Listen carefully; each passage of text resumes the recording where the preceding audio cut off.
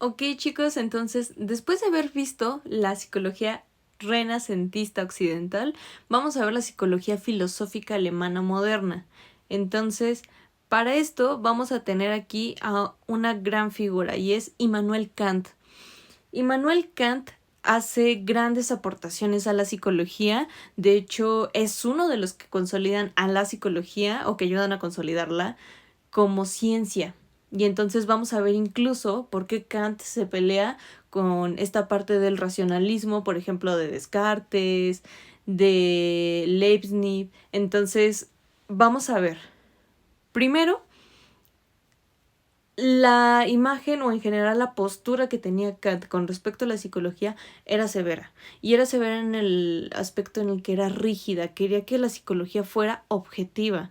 Entonces, justo se empieza a oponer a la psicología racional o al racionalismo, que en aquella época en realidad era lo que prevalecía.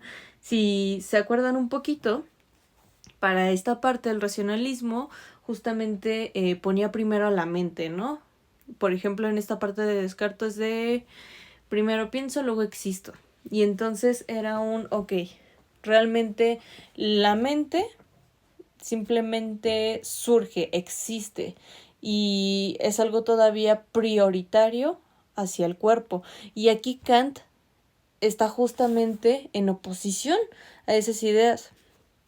Y entonces él empieza a tomar la parte empírica, en la parte de la experiencia. Entonces, por eso dice que él empieza a hablar del alma con un matiz empírico.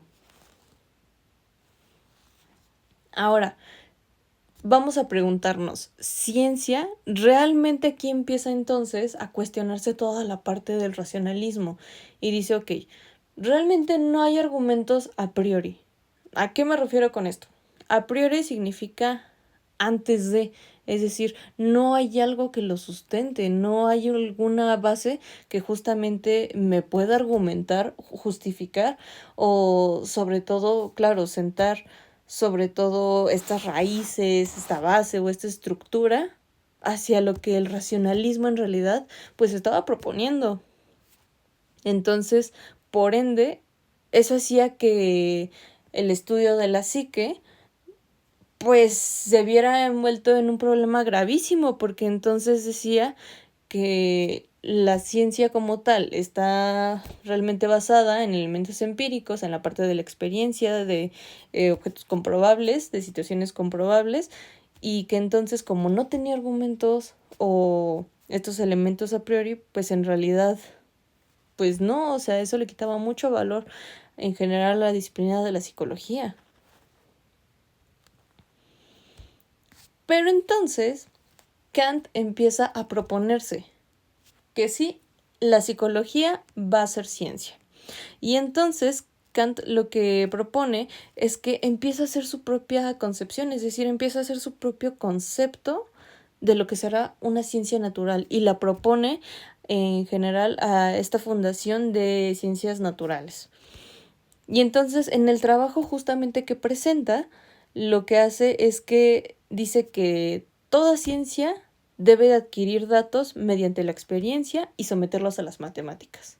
Entonces, ya el obtenerlos de manera empírica y sobre todo exponerlos o someterlos a una medición, pues evidentemente ya habla de datos brutos, de datos objetivos y por ende de algo replicable, de algo medible.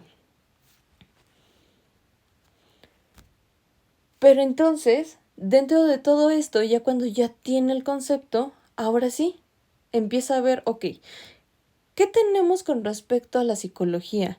Y entonces ahí se da el primer tope. ¿Por qué? Porque entonces empieza a ver que realmente los fenómenos, es decir, los procesos mentales, pues realmente, o sea, por el momento no tienen esta parte de cómo ser medibles, simplemente porque incluso vienen de este racionalismo en donde dicen simplemente que emanan, que existen, ¿no?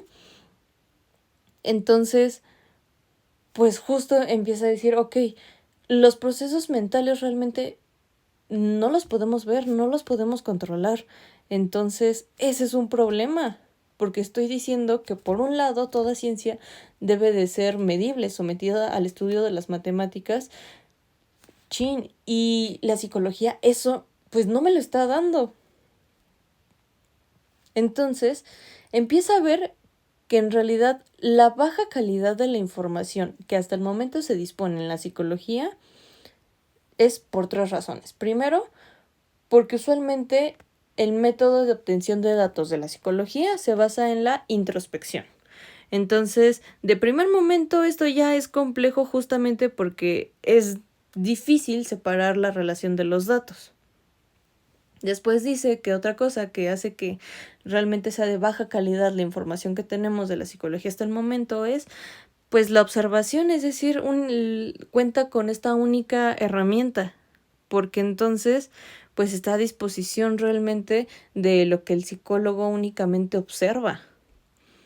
Y finalmente que se requiere sí o sí de un observador y de un sujeto. Entonces, eso causa sobre todo que los datos se empiezan a distorsionar aún más y que incluso puedan perder su utilidad.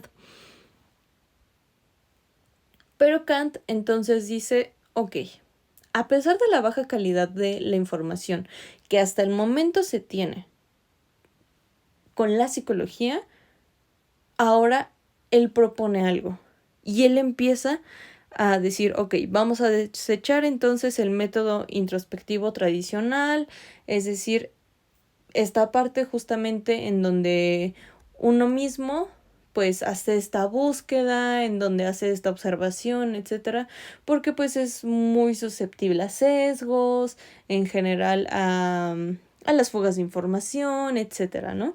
Y dice, ok, este método ya no nos sirve, es obsoleto, realmente sí nos está dando información, pero la calidad es muy baja, realmente pues no nos sirve pues en estos estudios o sobre todo en esta propuesta y en este interés genuino de consolidar a la psicología como una ciencia, sobre todo teniendo en cuenta eso, que él ya tenía realmente el concepto de para él qué era una ciencia, ¿no?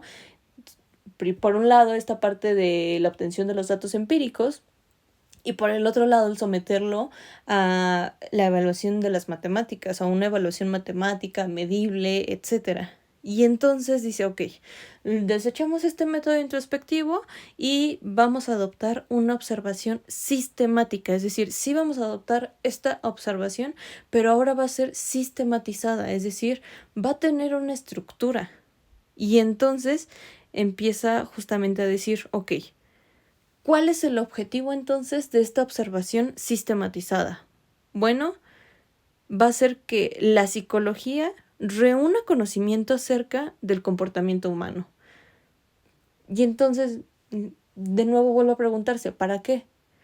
Bueno, con el fin de que los individuos puedan tomar mejores decisiones en su día a día. Es decir, si sabemos cómo se comportan los individuos justamente en esta vida única, en esta singularidad, entonces podemos ver justamente estas relaciones y entonces proporcionar estos datos para que la persona pueda usarlos a su favor y mejorar su vida independientemente del aspecto en el que éste decida utilizar la información.